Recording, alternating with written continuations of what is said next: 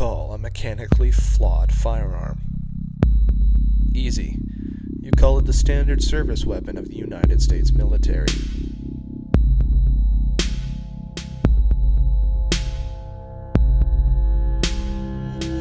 The SIG M17 and M18, the standard service pistols of the United States military.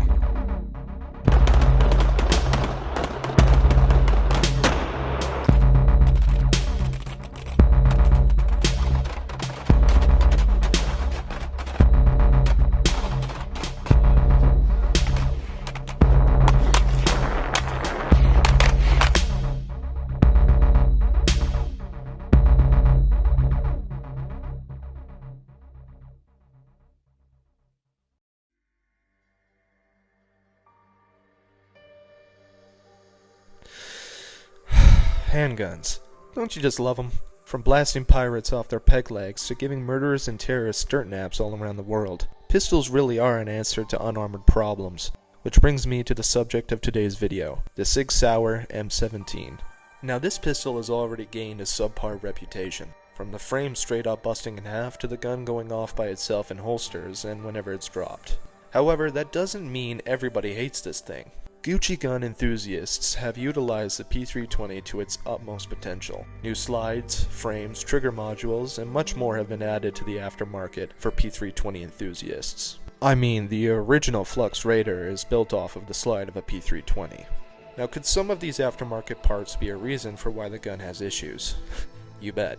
I mean, how sturdy are those parts going to be in there if you put them in the thing off of a 6-pack of Sleemans? Sleemans, by the way, are a very, very tasty beer up here in Canada. Now, even though some users of the P320 are modding their handguns, the average law enforcement officer and soldier that uses this pistol don't. So the drop safe problem is a manufacturing issue rather than an aftermarket one. Of course, SIG denies any wrongdoing and claims that the firearm going off by itself is due to the user error rather than their own. Which to me just sounds like corporate victim blaming. Oh, our gun made you a eunuch by blasting your cock off when you went to sit down? Maybe you just needed a better holster. I'm sure all the SIG haters would love it if I went on and on about how much the gun sucks, but in reality, I really like the thing. I mean, am I upset that SIG has yet to fix the drop safe issues after 10 years? Of course I am. But you gotta admit it, the thing looks really nice. The thing is like a bipolar chick. They look nice, but if you're not careful, they'll cut your balls off. But hey, at least the handgun won't nag you.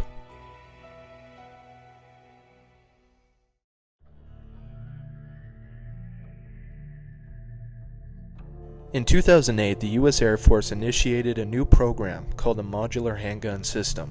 This program didn't start evaluating pistols until 2014, when they started testing several different handguns. Among these handguns was the SIG Sauer P320, a full-size modular handgun chambered in 9mm, 40 Smith & Wesson, and .357 SIG.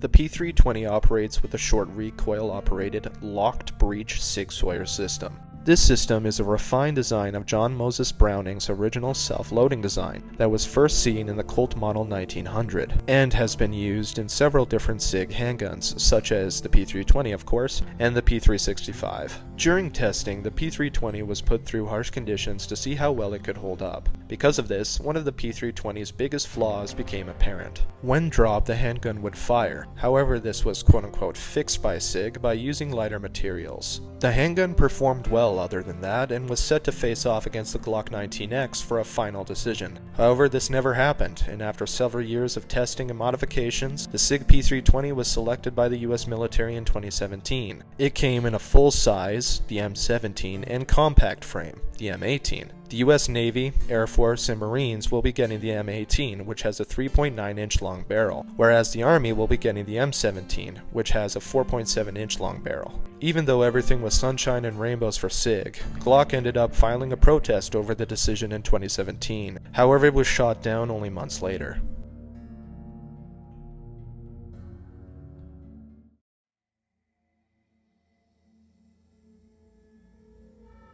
The Beretta 92 FS, otherwise known as the M9, was selected on February 14, 1985, and has had a long service life with the US military. It saw action in Afghanistan and Iraq during the global war on terror, and served its users well for the most part. It wasn't perfect though. Some would claim that its open slide caused malfunctions due to debris finding its way into the gun.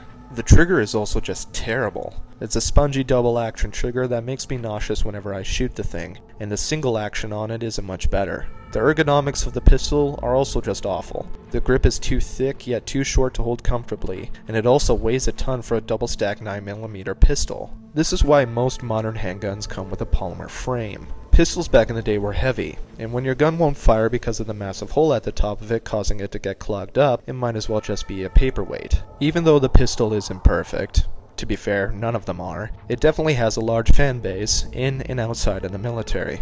For me, I like and have it because it was used by the character Carl Grimes in The Walking Dead, who happened to be my favorite character from the show. And before people try to put my head on a spike for that, I'll just let you know I was 9 when I first watched it. In 2015, however, many people inside the military suggested to simply upgrade to the M9A3, which was the newest iteration of the M9 at that time. It had most of the features that the military wanted out of a new handgun. However, it was never placed in the program, and Beretta ended up proposing the APX to the military instead. One of the reasons the Beretta was looked over was due to the pricing. Even though Beretta offered to lower the cost, the military was still set on finding something new to replace the M9.